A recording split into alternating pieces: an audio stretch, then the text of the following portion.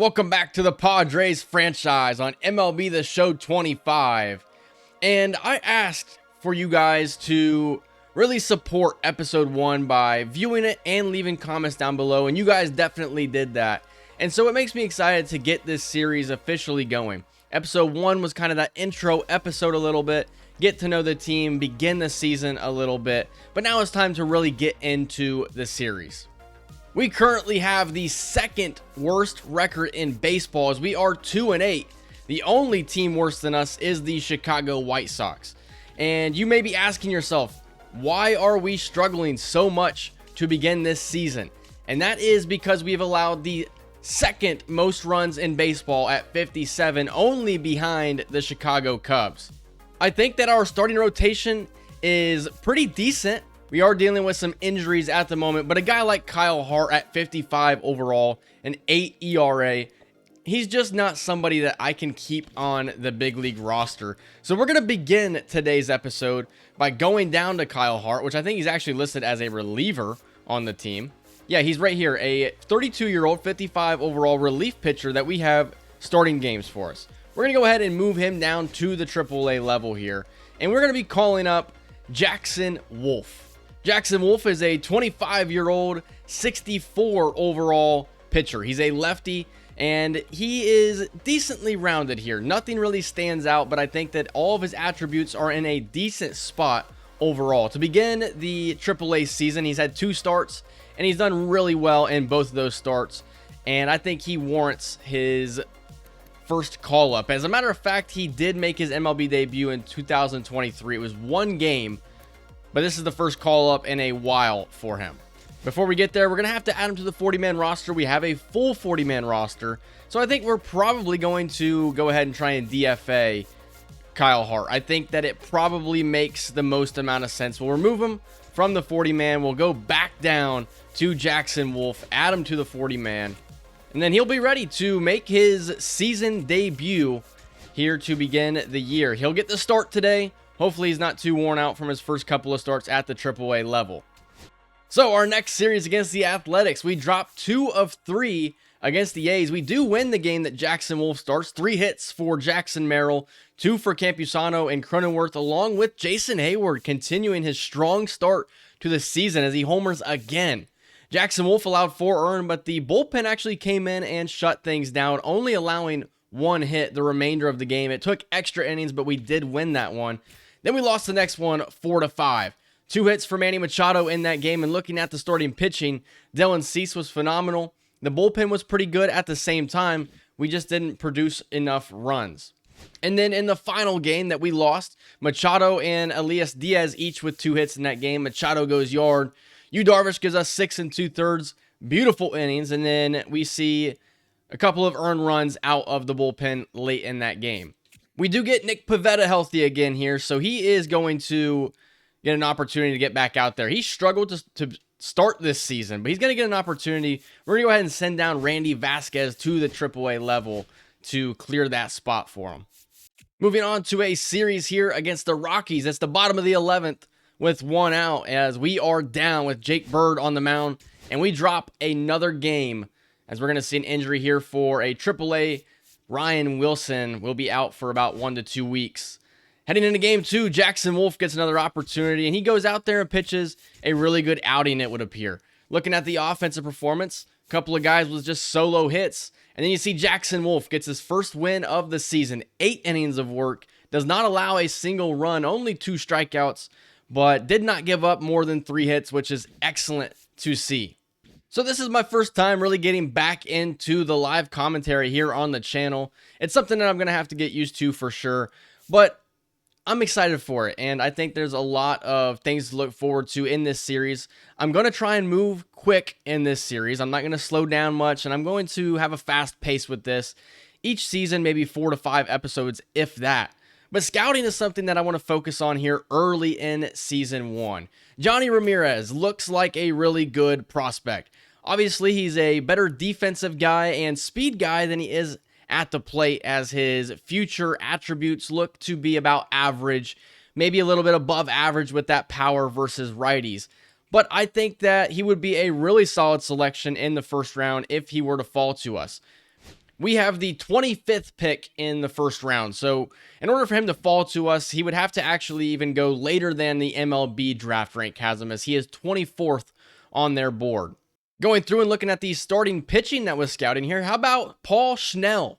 He is not ranked on the MLB board, but up to 62 on ours, as he looks to have really good control and break. He's not somebody that's going to be striking a lot of batters out, along with he's not going to have the most velocity in the world, but he has a pretty good mix of pitches here. I'd like for him to have, actually, he's got about everything that I would like. I was going to say I'd like for him to have a changeup, but I'm looking down, and he does have a changeup. So Paul Schnell is definitely somebody to think about. We'll have to obviously uncover a little bit more about him to really see if we like him, though. So I'm going to allow our scouts to continue scouting starting pitchers in the Central and International region. I'm also going to look at second baseman George Land here. He would land more so where we're able to pick based on his MLB draft rank and what we have him as. He's a switch hitting 21-year-old second baseman. Now, this is the type of guy that will probably come to the show earlier than you would need him to, but maybe we do need him to come to the show a little bit earlier potentially. He doesn't offer a whole lot with his bat, it would appear. Maybe a little bit above average. We'll have to uncover that. But he's a really good fielder, and he has excellent speed, or projects to have excellent speed. So that's what I'm going to go with here in week 2 of scouting. I know that the discovery has been kind of OP so far in this game. I would like to lean on it, but probably a little bit later on in the scouting. Probably like week 8 to week 9, we begin trying to discover some prospects. And we lose another series as we drop 0-1 against the Rockies here. 2 hits for Fernando Tatis. And then looking at the pitching here, Michael King was excellent. And we had no earned runs. Robert Suarez allowed a run, but that was an extra inning, so it's not charged as an earned run because the runner was already on second. So to pitch that well, but to just unfortunately struggle to get anything going, only 6 hits, is pretty terrible. And sitting with a 4-win team, you must start to think, if this does not work out, do you think about trading somebody like Dylan Cease, who's 29 years old? He's at the top of his game, had a 3.47 ERA last year with the Padres, has a 3.06 ERA to begin this season.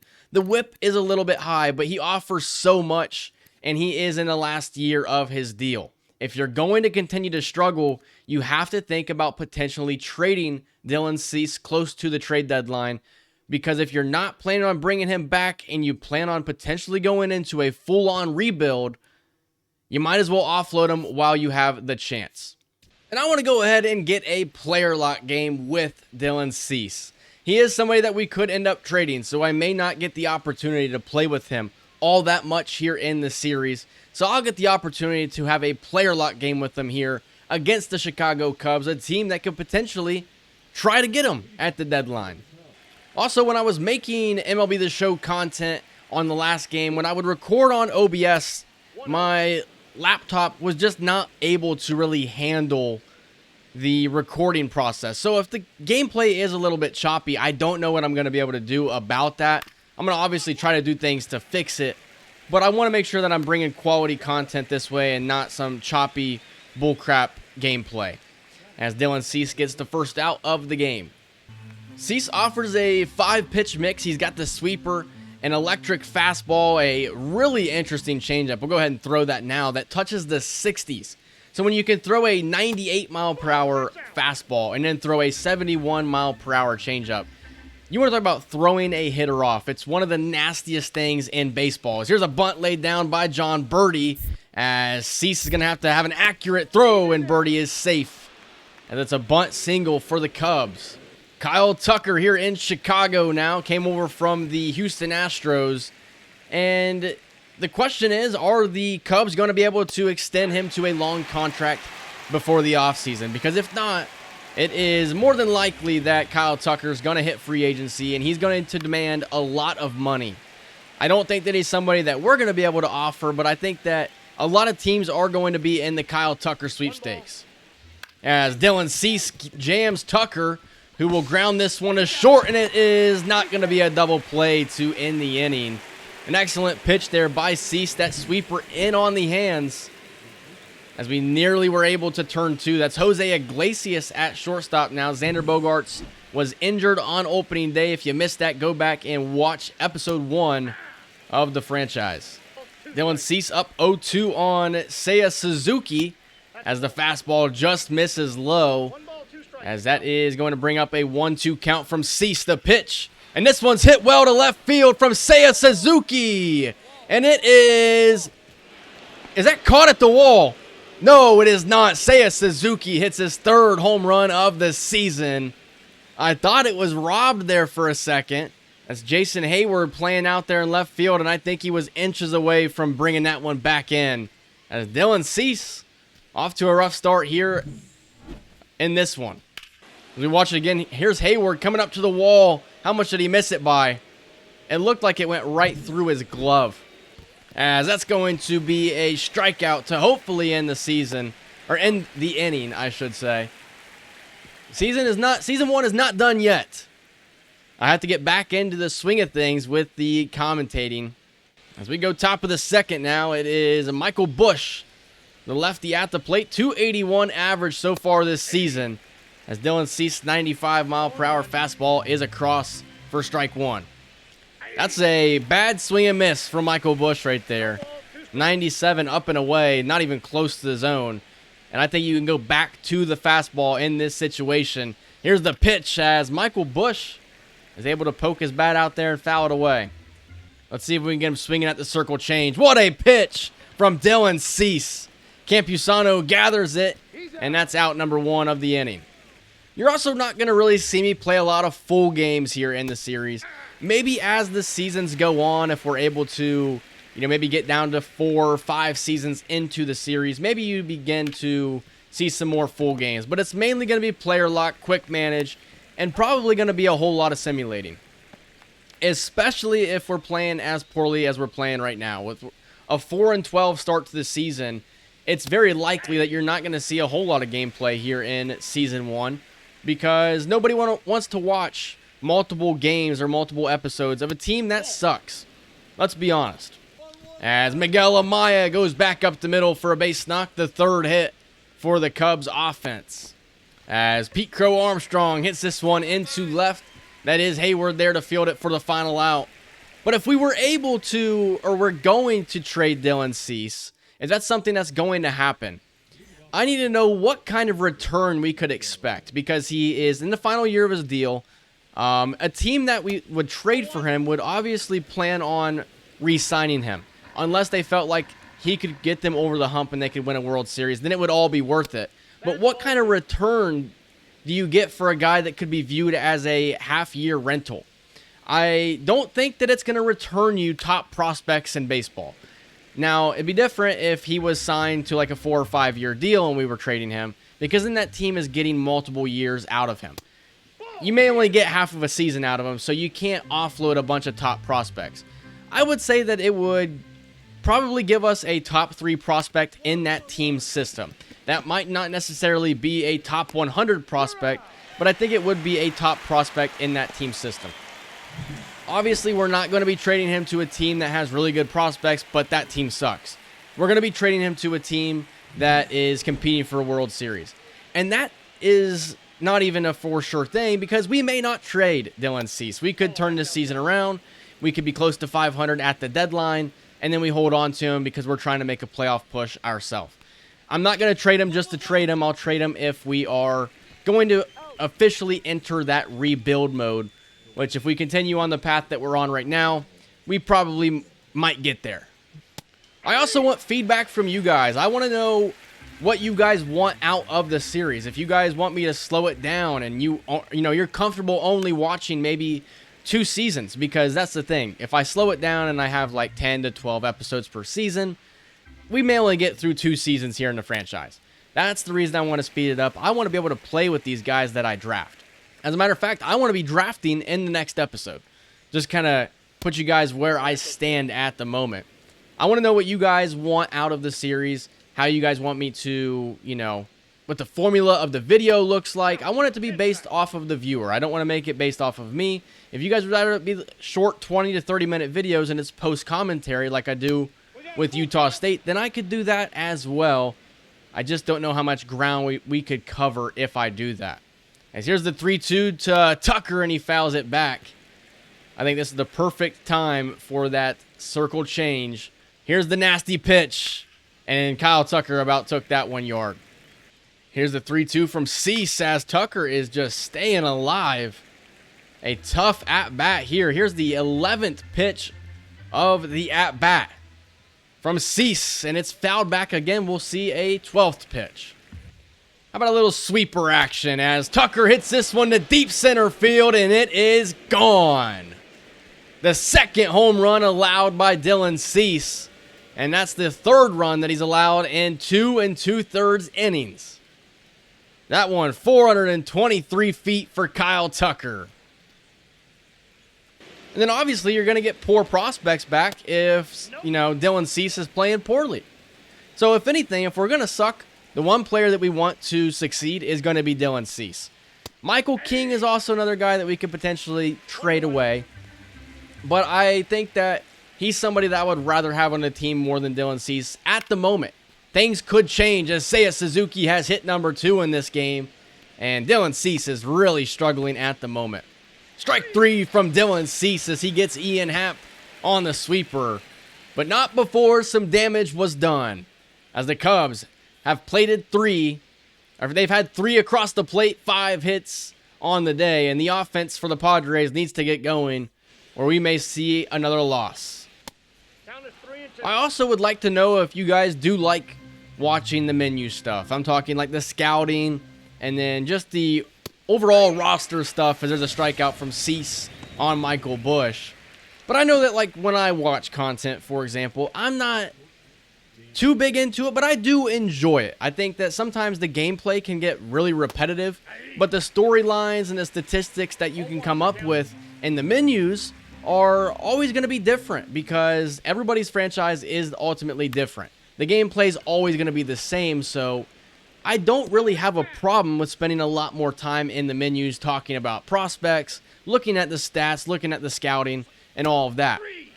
There's another strikeout from Dylan Cease on Dansby Swanson that time, maybe finding his groove here in the 4th inning as it's back-to-back strikeouts to begin it. But I'm only going to really sit down to record an episode for about an hour and a half. So whatever gameplay that I can get in that hour and a half, it could be just one player lock game potentially, or a couple. I just want to know what you guys like in the kind of formula that you guys like. And if you really don't care, then I'll just go with it the way that I plan on going with it at the moment. Machado with a 2 RBI home run to cut the game to 1 as Pete Crow Armstrong will lead off the 5th inning. Dylan Cease may be getting into a rhythm here.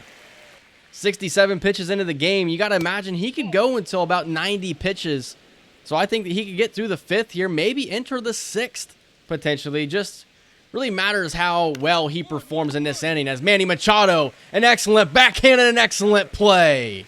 How many times have we seen Manny Machado do that? This one's hit to Luis Arraez, and it was fielded on a line for the second out as John Birdie comes to the plate. Dylan Cease looking for another 1-2-3 inning. John Birdie with a 206 average so far this season. Hits righties way better than he hits lefties. That batting average is below 100 against left-handed pitching. How about a sweeper away to the right-handed John Birdie? Here's the pitch as Birdie stays alive. Here's the 0-2 from Cease. It's the changeup in the dirt. Birdie lays off 69 miles per hour. I mean, we're talking, that's Little League speed. Here is the slider, fouled away, and another long at-bat here for a Cubs hitter. Pitch number 78 of the game for Cease, and it's fouled away again. The 1-2 from Cease is fouled away. I mean, holy crap, how many times can I try and call this 1-2 pitch?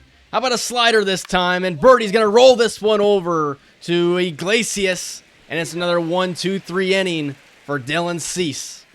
And the Padres have opted to take him out and put in Yuki Matsui here. He's pitched 9 innings for us so far this year, 4 ERA, as his strikeout rate is at 19.5%. And the Cubs are going to go ahead and win this game on the road. So another loss to begin this season. That's loss number 13 as we drop to 4-13 on the year as we fell 3-2.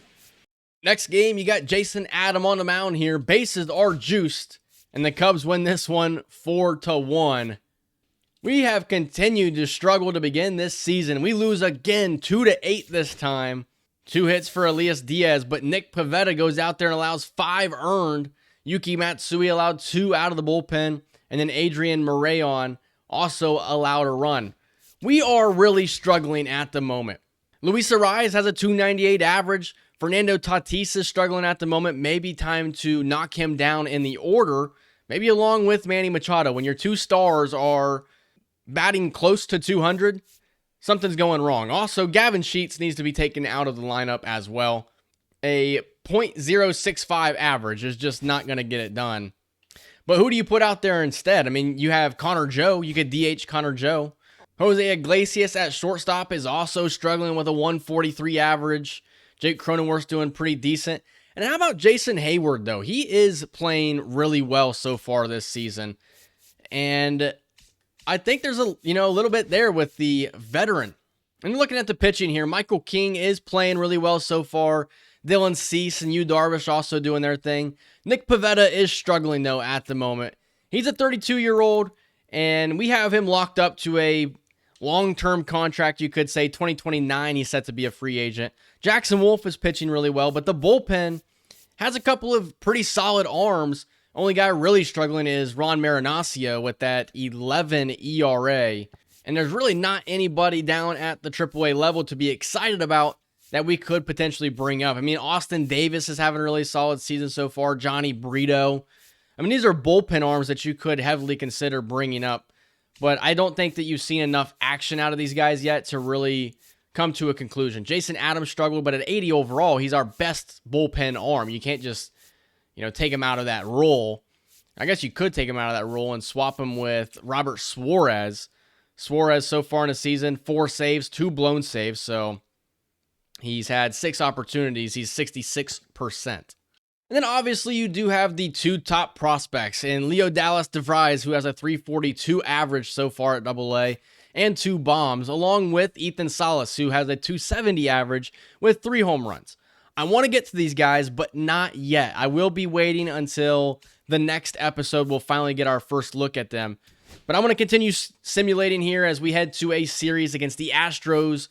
Look at Jackson Wolf, has a shutout going late, as we're going to win this one 4-1, and maybe one bright spot on this team so far as the offense erupts for 13 hits.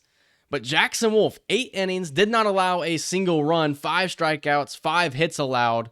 Jackson Wolf, there might be something there with the young pitcher, as Luis Campusano with a pulled calf will miss 1 to 2 weeks as we drop the second game of the series. We're going to go ahead and bring up Brett Sullivan here, as he is on the 40-man roster. And then we'll have Rodolfo Duran go back up to the AAA level and take his spot, as it's another session for scouting here. As looking at George Land, he does not look very good at all. I think the thing with him is he looks to be an average hitter. The defense maybe a little bit above average. But at 21 years old, the potential definitely could be high. But the starting overall is going to be extremely low. More so in like that 50 to 59 range. You're not going to see a 49 overall prospect. You just don't see that. So we're going to go ahead and move him off of this spot. And I think it would be a good time to look at a first baseman here in William Quick. He is a switch hitting 18-year-old prospect. Obviously, right now, we don't know anything about him, but it looks like his projections are amazing at the plate. So maybe there's something there with him, maybe. But more than likely, he's probably not going to be this good. And he may be off the board before we have an opportunity to even draft him. Finding out more about some of these pitchers here, Santiago Montes from Puerto Rico comes in 29th on the MLB board, but 13th on ours. He is pretty much good at everything, does lack the pitch control, but he's somebody that we could potentially get at our selection, and he's higher on our board as opposed to other teams' boards. Same thing with Damian Goldie.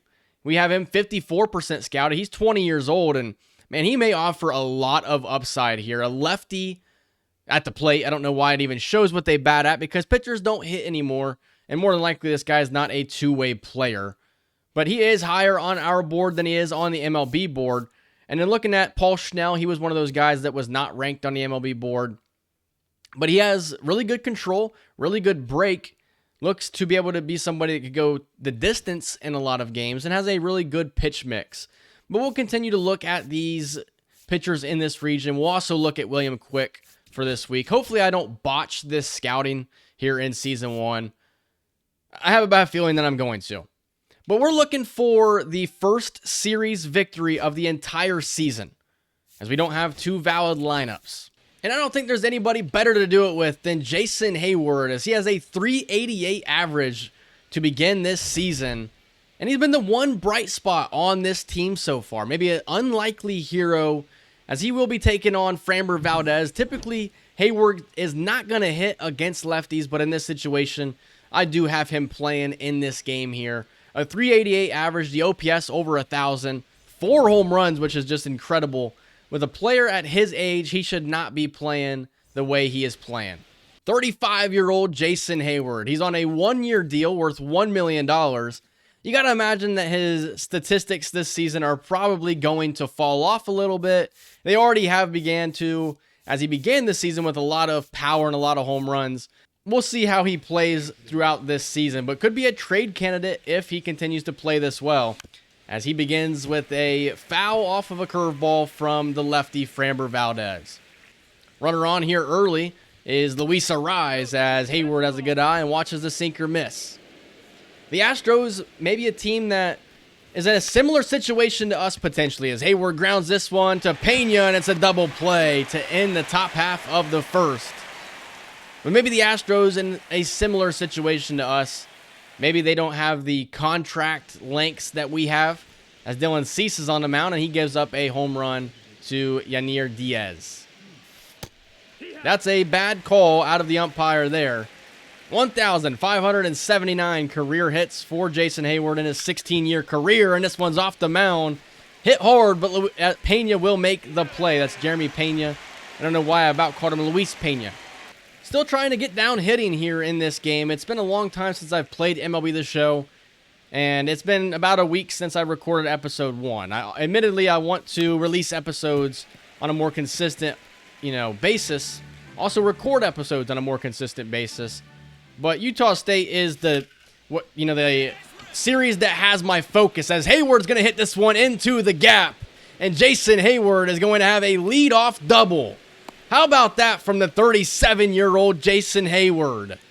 Off to an incredible start to the season, and maybe continuing his hot streak early.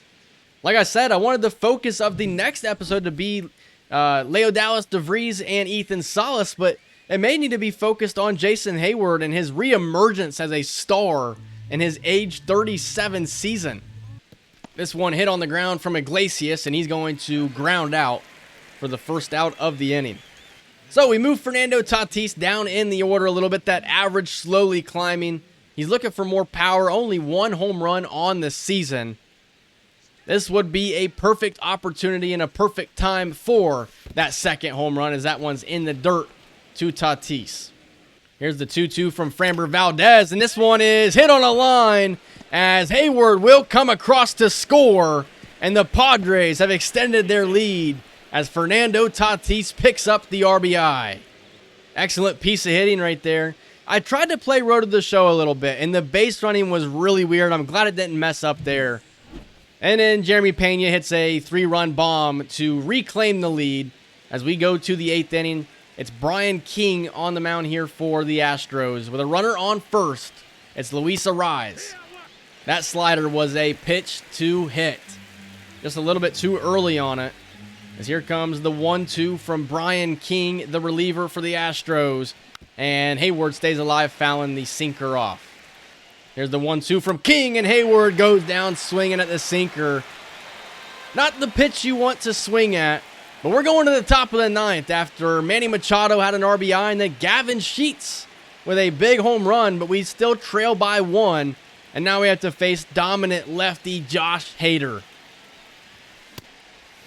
Hayward goes down swinging, and the Astros take the series from the Padres, as we are still searching for our first series victory of the season.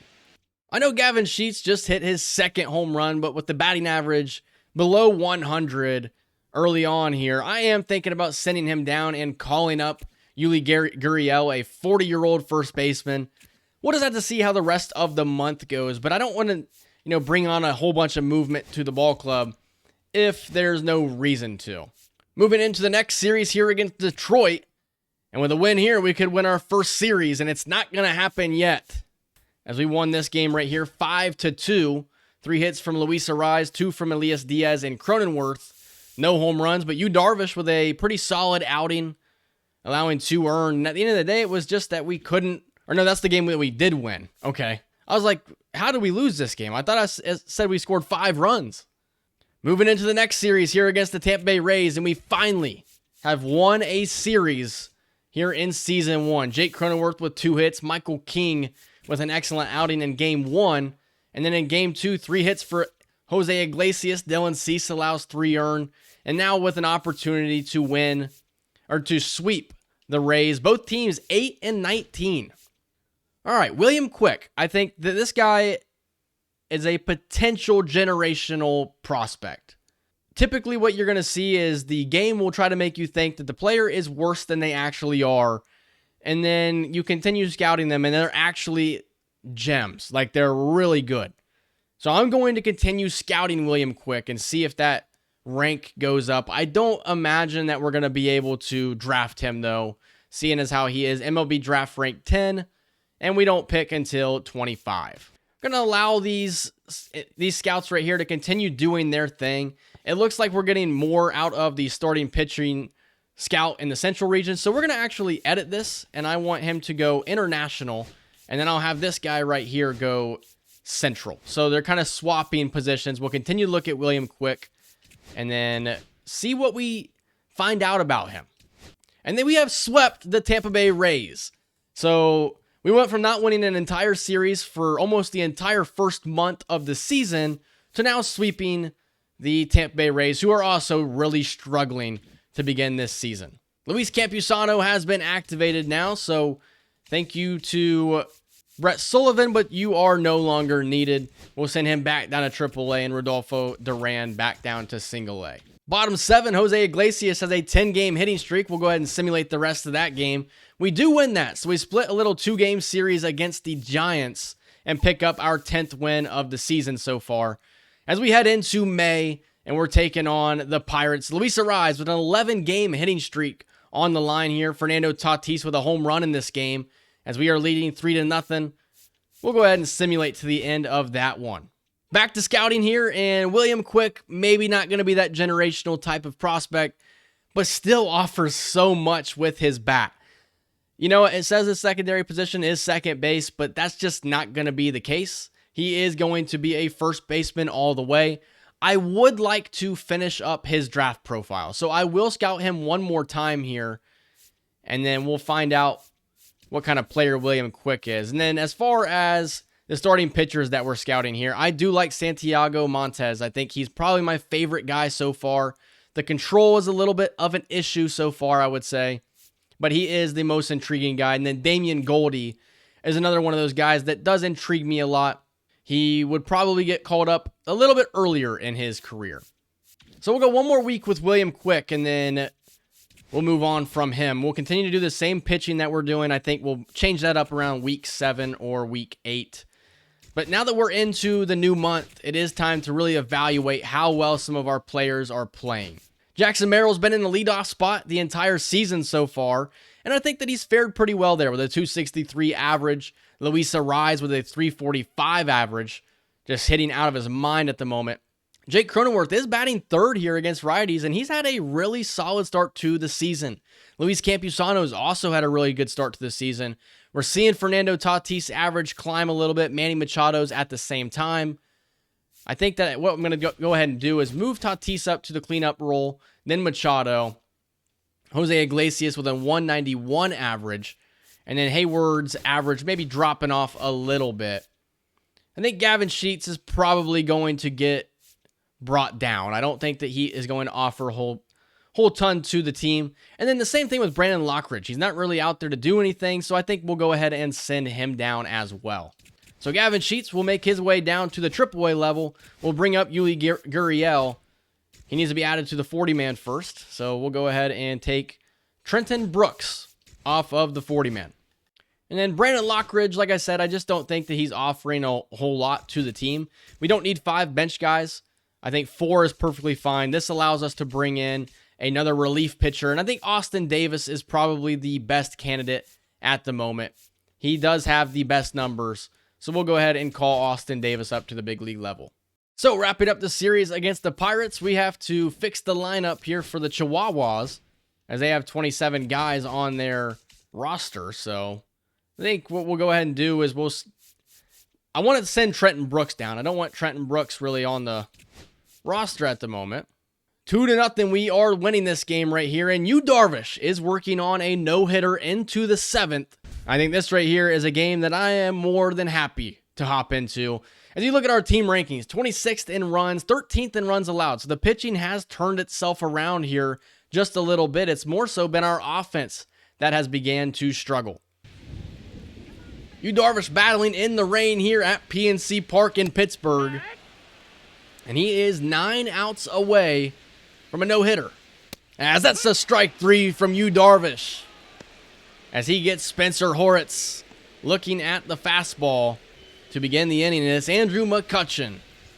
How about this veteran and Andrew McCutchen? We talked about Jason Hayward for a brief moment. How about McCutchen? 38 years old, and he's definitely at the tail end of his career. But 20 home runs last year with the Pirates, and then 27 when he played for Philly in 2021. I mean, he's still got a little bit of pop in his bat, even at 38 years old. Here's the 0-2 from Darvish as the 12-6 curve is fouled away by McCutchen. You can't really get into long at-bats if you want to go the distance, and he gets him on the slider. Yu Darvish with back-to-back strikeouts in the inning. That's strikeout number 7 of the game. Tommy Pham playing on his 25th team in his career. I made that stat up. He has not really played on 25 teams, but he has played on a lot of teams. Here's the 0-2 from Yu Darvish. And that slider is poked into right field, and Tatis is there for the final out. Yu Darvish through 7. Nick Gonzalez to lead off the 8th inning here for the Pirates, as that slider misses. As this one's hit hard off the bat, but foul. One thing that I didn't look at is I looked at the lineup and made changes, but I did not look at the starting rotation and the bullpen at all. And Nick Gonzalez breaks up the no-hitter as Yu Darvish went 7 really strong innings, but that is going to end his no-hit bid. Still going to allow him to work his way out of this inning here, though. Maybe go 8 scoreless would be ideal here. As Rodriguez at the plate now, an excellent sweeper. Just got a piece of it. We'll try to throw the sinker double play ball. It is chopped to Machado. He throws to Cronenworth, and it's a double play. The Padres turn 2. As Sawinski chops this one to a rise. And that's 8 scoreless for Yu Darvish. We'll see if they allow him to try and go the distance here. They are going to allow him to try and go all the way. So we'll go ahead and hop in here to the bottom of the 9th, where we look for a complete game shutout out of Yu Darvish. I mean, to nearly have a complete game and you've only thrown 86 pitches is pretty incredible, as he gets Isaiah Kiner-Falefa looking at the fastball. That's strikeout number 8 for Yu Darvish. I mean, you're thinking in today's game, if you're thinking a complete game shutout, you're thinking 100 to 120 pitches. You're below 90 here. That's pretty incredible. That one probably should have been called strike 2. It is not. Here's the 1-1 from Yu Darvish, and it's off the mark. We've been able to freeze a couple of batters with this 4-seam fastball, as Triolo is going to hit this one to center field. Jackson Merrill ranging back, and he is there for the second out, as Yu Darvish is 1 out away from a complete game shutout. And he must face the best hitter in this Pirates lineup. Brian Reynolds comes to the plate. But Reynolds has not fared well against Yu Darvish. Only 1 hit in his career against Yu Darvish. Here is the 95th pitch of the game. And Brian Reynolds hits this one fairly well to right field. But Tatis is there, and it's a complete game shutout for the veteran Yu Darvish. And maybe that's a good way to start building momentum as this season continues on here.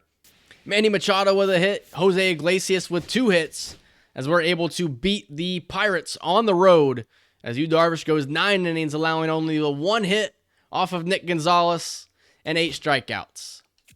And that is another series victory here for the Padres. We're 12-21 at the moment. Let's go ahead and look at our rotation now to see how it is performing.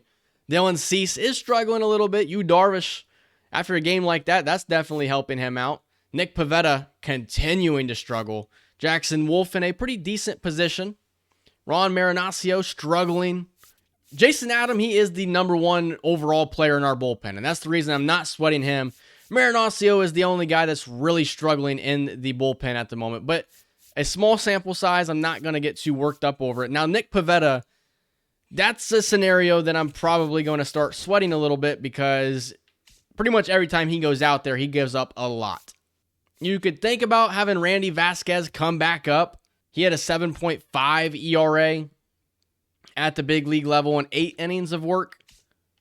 Nick Pivetta is a little bit lower than that, but obviously the sample size is a little bit low out of Vasquez. We'll try to roll with Nick Pivetta here and see if he can figure things out, but I don't know really how much longer I can allow him to go on. Now playing the Yankees with their torpedo bats, as Jackson Merrill comes to plate, has 2 home runs, and it's a series victory.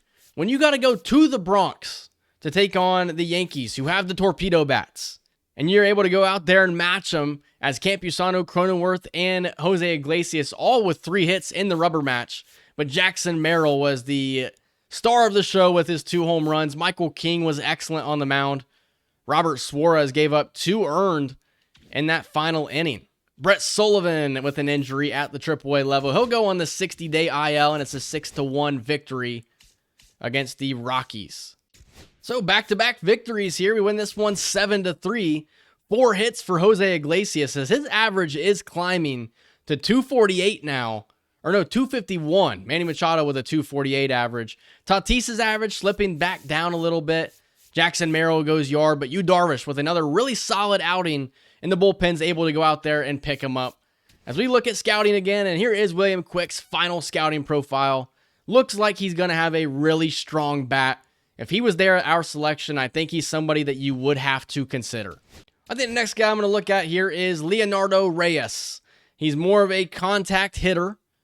We may have a guy like this already on the roster in Luis Arraez. So this could be directly your Luis Arraez replacement.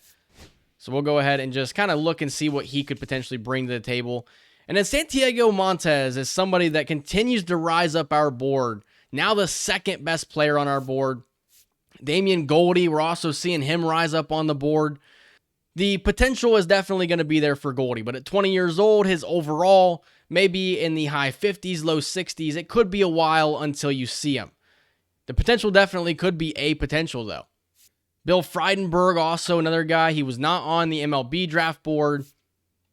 Paul Schnell is more so probably what I would be looking at 18 years old. I don't know.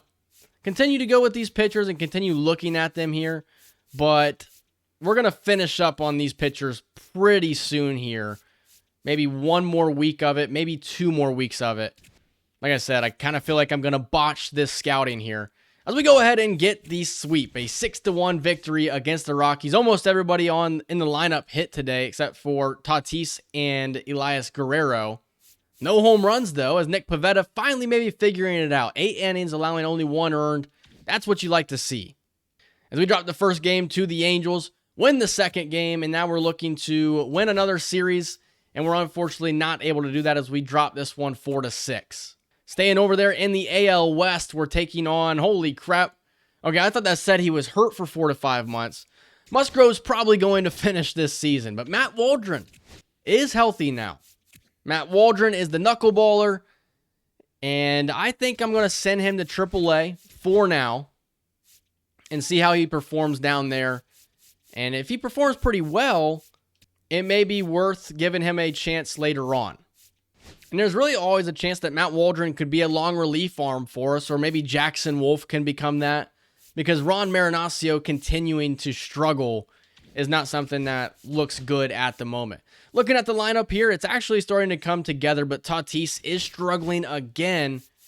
Manny Machado's at 241 right now. I gotta admit, Tatis's numbers do not look good. We're also seeing Jason Hayward's numbers drop down just a little bit here. Campusano DHing here against righties. Probably not a great idea because then you have nobody that can catch on the bench.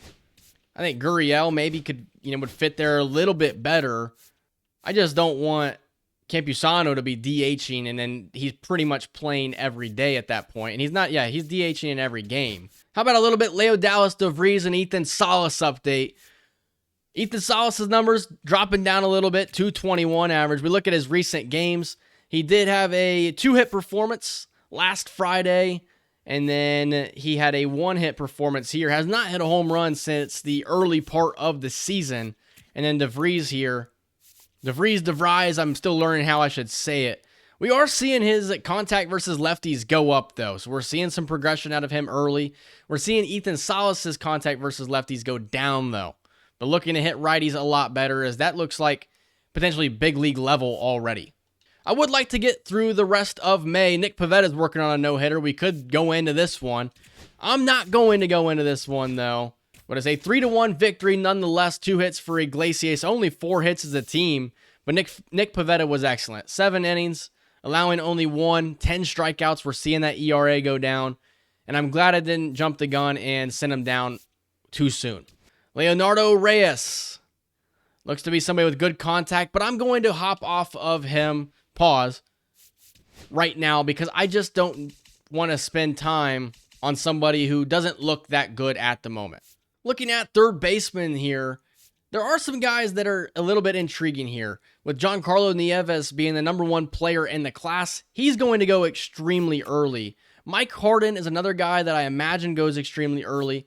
But what about Rahul Ojeda? Maybe he's somebody that doesn't go as early because the top 2 guys are so good. I'm going to look at Rahul Ojeda here and see what he looks like. As we have another series victory here against the Mariners now. 3 hits for Diaz, 3 for Jackson Merrill. Jackson Wolf with an excellent outing on the mound. As Luis Arias needs a triple for the cycle. That's not going to happen. He does not have the speed for that. And here is Austin Davis on the mound. Home team down by 1. Too early for me to hop in. We do pick up the victory, though, but it is a series loss overall. 4 hits for Jake Cronenworth. His average up to 308. As Tatis is struggling, Elias Diaz is seemingly getting everyday at-bats, which just shouldn't be happening. Austin Davis did really well out of the bullpen, though. As we lose the first game against the Braves, win the second one, and then Ryan Wilson has sustained another injury, a broken ankle this time. And then Xander Bogaerts is healthy, so a lot happening there at the end of that right there.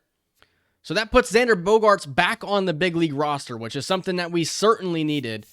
That's going to allow us to send Mason McCoy down, and then we'll go ahead and put Tyler Wade at the single-A level.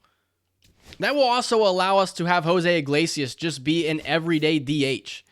I think that is something that's going to help this team out here. Xander Bogaerts working back into the lineup here, I think, is going to be really good for us. Time to scout again, and how about Rahul Ojeda? Does not look intriguing at all. So I'm going to finish off here these starting pitchers as well. We've pretty much gotten to where I want to be on a lot of these guys. The guys at the top of our board are guys like Damian Goldie and Carlos Guevara, Santiago Montes. These are guys, Bill Frydenberg. They are higher ranked than the majority of the guys that are on the MLB top rank. So I think that gives us plenty of options at pitcher here. I'm not going to look at any relievers, I don't think, but I'm going to go ahead and cancel these. And now we'll go ahead and scout pitchers out of the West. And then we'll go ahead and scout pitchers out of the East.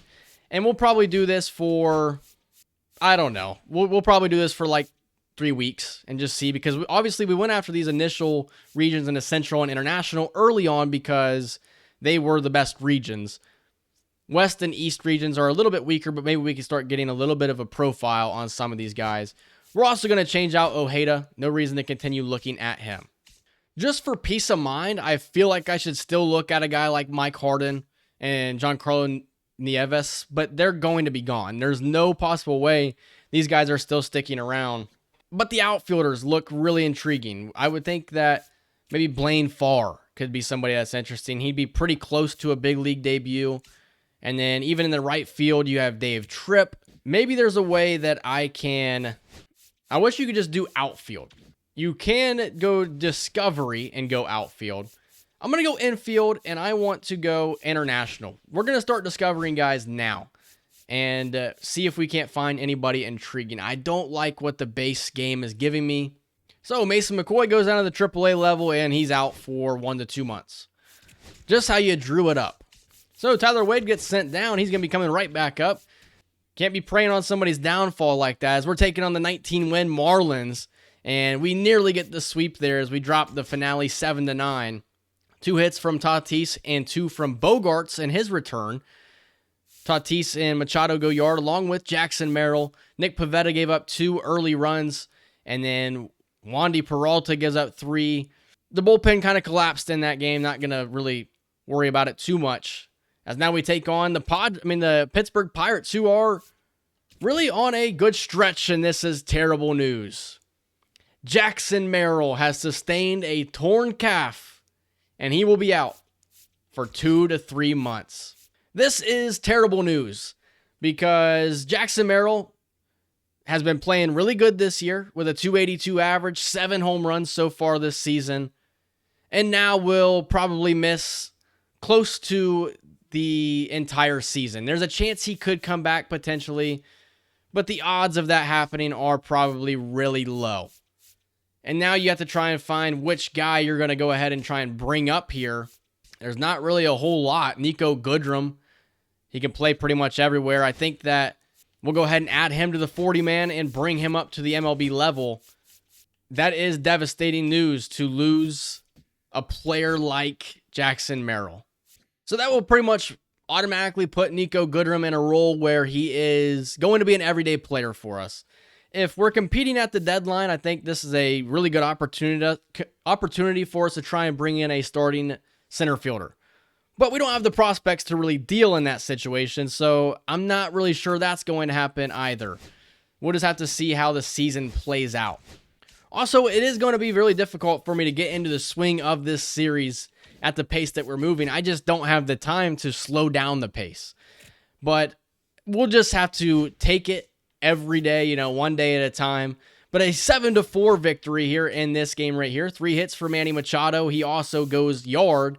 And Nico Goodrum with a triple in his first game at the big league level. Michael King allowing 4 and 6 innings of work. And it's time to scout again. We actually have discovered a couple of infielders here. The first guy is Dante Hoosby, not somebody that I'm too intrigued with. Rick Matthews, and then Giancarlo Machado, 18 years old. I think we're going to go ahead and look at Machado here and kind of see what kind of player he is. 18 years old from Cuba. We'll go ahead and look at that. As we've now moved into June here, looking at the lineup, we're seeing a lot of guys are playing really well. Machado's average is up to 270. Fernando Tatis is still trying to work through his slump to begin this season. But overall, I think the lineup has done really, really well for us. I do think that it's time to stop getting Elias Diaz out there. I think Luis Campusano has to become your everyday catcher. Even Connor Joe with a 233 average is not playing bad in left field there. Your alternatives are not really too exciting. Leo Dallas DeVries with a 276 average at AA, and then Ethan Salas struggling a little bit here. I'm looking to see if there's any really major standouts that could potentially get a call up at some point. Mainly the AAA level. Are there any players here that are playing well enough that they could help contribute at the big league level? I don't really think so. I don't really see anything exciting. Nick Pivetta continued to bring down that ERA. The whip's in a really good spot, so that indicates that he's playing pretty solid. Ron Marinaccio, the ERA is coming down a little bit, but still really struggling. Yuki Matsui and Adrian Morejon also kind of struggling a little bit. Matt Waldron is pitching really well at AAA right now, but Johnny Brito, 27 years old, he's also been put into a starting pitcher role for some reason. And he's not a starting pitcher, he's a relief pitcher. So I don't know what happened there. Kyle Hart needs to be starting, but Johnny Brito, though, is going to get the call up to the big league level, and Ron Marinaccio will go down to the Triple A level. That will allow Johnny Brito to fill in right into that long relief role, and we'll see how he fares in that position. Otherwise, I think Matt Waldron is probably the closest guy back up to the big league level to take on that role. I just want to get him some innings at AAA before we make any hard decisions. So working into June now, it's 3 straight losses to begin the month. Make that 4 straight losses to begin the month, as Robert Suarez is on the mound with a 1-0 lead, looking to win this game, and we are not able to. So 5 straight losses, and finally picking up a victory here on a Friday victory. 3 home runs. Nico Goodrum with a home run in this game. Dylan Cease was excellent on the mound. Jason Adam and Robert Suarez came in to close it out. And then here we are in the bottom of the 10th with 2 outs. This game is 3-2. We'll simulate to the end of that one, and it is another victory. 2 hits for Jason Hayward in this game. Michael King with 5 really strong innings, and the bullpen came in and did their thing. Back to scouting here is Giancarlo Machado is the guy that we look at here. I'm going to go back to discovering now. We'll go international again and see if we're able to find any more players in the infield, in the international region. Yuki Matsui on the mound, and the Brewers are able to come away with at least 1 victory here. The Dodgers up 3-2, and we do win this game. We lose the next one and then lose the following game, so it's another series lost. Now we're taking on the Diamondbacks, and we split the first 2, and it's back to scouting. We discovered 1 infielder here, and that is not going to be somebody that I'm too interested in. So what we'll go ahead and do now is we are going to edit this, and we'll go outfield international region and see if there's anybody out there that we're interested in. But we're not finding too many players that I like. There's 4 straight losses now. Jason Adam on the mound, and the Dodgers win another one as they're looking for the 4-game sweep, and they get it. We have lost another game, and we are potentially about to lose the entire week, and that's exactly what happens. As Discovery is not going too well at the moment. And as we finish this up, I'm going to cancel the rest of these, and we need to find some players that we are interested in here that are offensive players. So before we finish up scouting before the draft, we're going to look at Vance Davies, Eugene Erdman, and Giancarlo Machado, all offensive players. We'll scout until we're able to see what these guys are looking like, or we'll simulate until we're able to see what these guys are looking like, and then we will finish off this episode. But this week is looking a lot better with 4 victories in the week, and we're able to beat the Reds to claim this series, but we are 14 back from 500 baseball. As you look at the standings right now in the wild card, we are a solid 9 games out, so not really out of it yet. Things can happen. We can get better. As we're looking at some of these profiles here, Eugene Erdman, not really somebody that I'm moved by. Same with Giancarlo Machado. Maybe a little bit by Vance Davies, though. So we'll continue to look at him. And then we'll go ahead and look at Angel Alfonso. Will be the last guy, along with Ward Monroe. But I don't really have high hopes for this first draft class. I do fear that I maybe messed it up a little bit. But we'll get to the draft and the All-Star break and the trade deadline in the next episode. It's been a rough start so far to the season. When you look at the pitching rotation, Yu Darvish is beginning to really struggle, and he's also starting to really regress due to his age. Jackson Wolf had an excellent start. He's starting to struggle as well.